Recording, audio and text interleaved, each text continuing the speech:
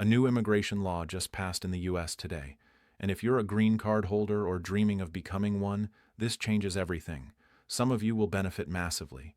Others might face unexpected challenges. Stay with me until the end, because what I'm about to reveal could reshape your entire immigration journey. Welcome back to Las Señales del Universo, your trusted source for the latest U.S. immigration news. Today, we're breaking down a brand new immigration law that was officially passed just hours ago. This isn't speculation. This is real, and it's happening right now. Whether you're already a green card holder, waiting for your petition, or just starting your American dream, this law will impact you. In this video, I'll walk you through exactly what changed, who benefits, who needs to be cautious, and most importantly, what you need to do next.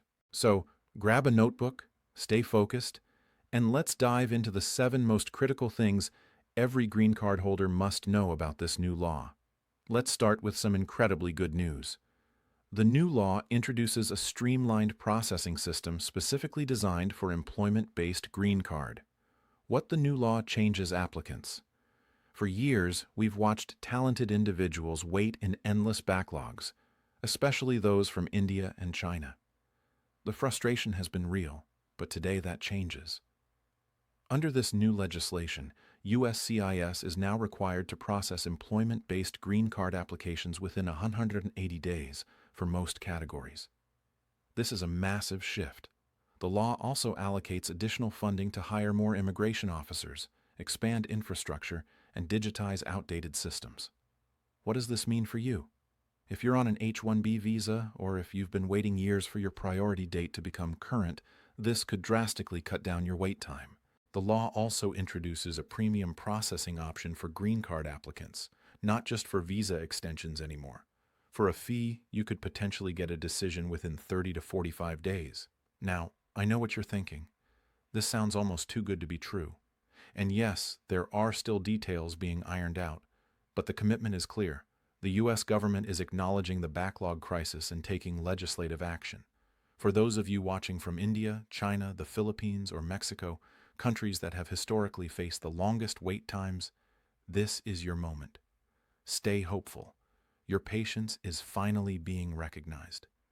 Now, let's talk about why green card holders must be careful now, something a bit more serious, because not everything in this law is smooth sailing. If you're already a green card holder, listen carefully. The new law introduces stricter guidelines around green card renewals, especially for those who spend extended time outside the United States. Previously, as long as you returned to the U.S. at least once a year, you were generally safe. But under this new legislation, if you spend more than 6 months outside the U.S. without a re-entry permit, your green card could be flagged for review. And if you're outside for more than a year, you risk losing your permanent resident status altogether.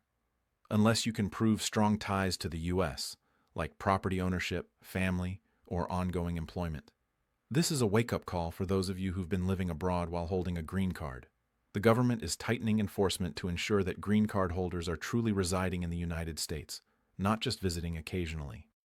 There's also a new requirement. Green card holders must file a yearly confirmation of residence form online. It's simple, takes 5 minutes, but if you miss it, your card could be flagged.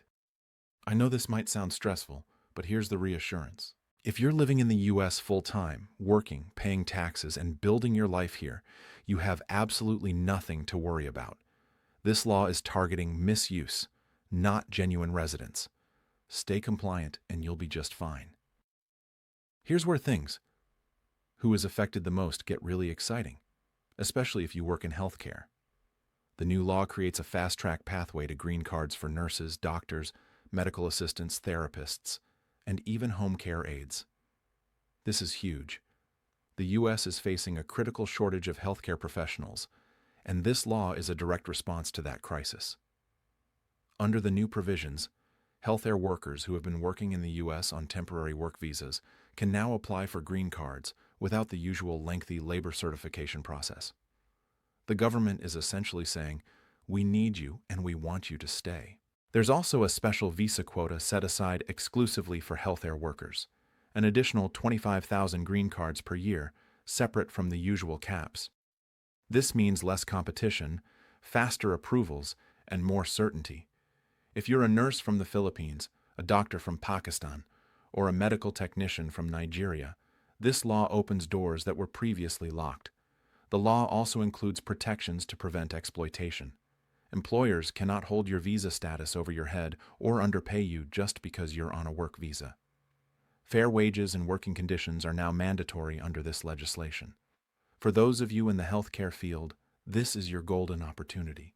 The U.S. needs you, values you, and is finally travel and re-entry risks explained, making it easier for you to stay. Start gathering your documents, consult with an immigration attorney, and prepare to apply. Your American dream just got a lot more attainable. Now let's address something that's causing a lot of concern, and understandably so. The new law reinstates and strengthens the public charge rule. This means that if you've used certain public benefits like Medicaid, food stamps, or housing assistance for an extended period, it could negatively impact your green card application or renewal. I want to be clear here. This doesn't mean you can never use public assistance. If you've fallen on hard times due to a medical emergency, job loss, or family crisis, using benefits briefly won't automatically disqualify you. But the law now requires USCIS to consider your financial self-sufficiency more heavily when reviewing your case. The government is looking at your overall financial picture. Are you employed? Do you have savings?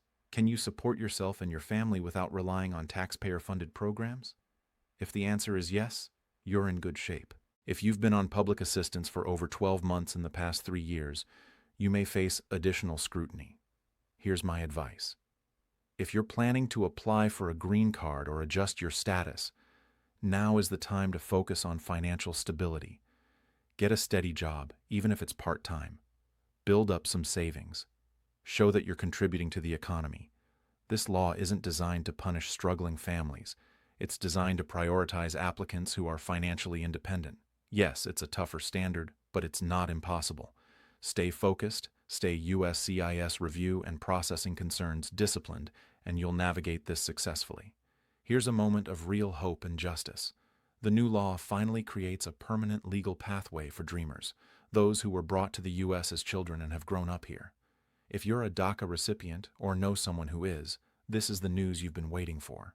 Under this legislation, dreamers who meet certain criteria like continuous residence, no serious criminal record, and either education or military service can now apply directly for green cards. No more temporary protections that expire every 2 years. No more uncertainty. This is a real permanent solution. The law also allows dreamers to sponsor their family members, opening the door for parents, siblings, and spouses to gain legal status as well. This is deeply emotional for so many families who have lived in the shadows for decades. The U.S. is finally saying, "You belong here. This is your home." Processing for dreamers will be prioritized with a goal of approving applications within 12 months.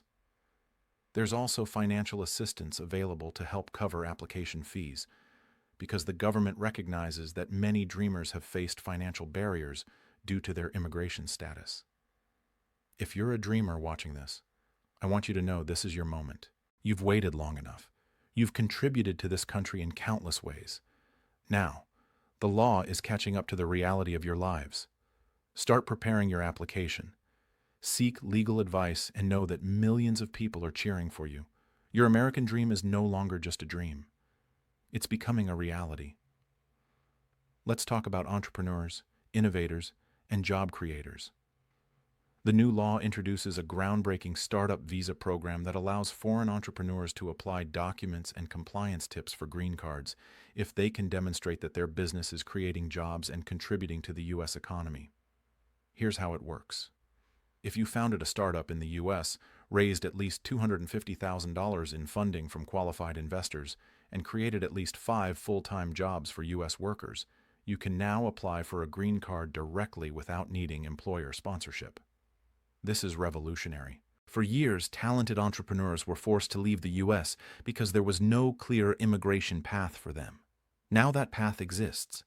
The law also expands the EB-5 investor visa program, lowering the minimum investment requirement in certain rural and high unemployment areas to $500,000, down from $800,000.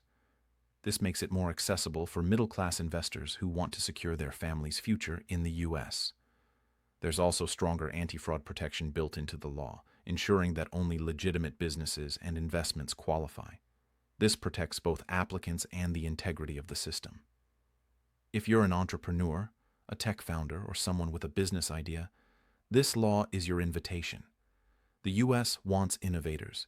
It wants job creators. It wants people like you. Don't wait. Start building your business plan, connect with investors, and take the leap. Your green card could be closer than you think. And now the number one thing every green card holder must know, and this affects everyone. Starting 6 months from today, all green card holders will be required to complete a biometric renewal process every 10 years.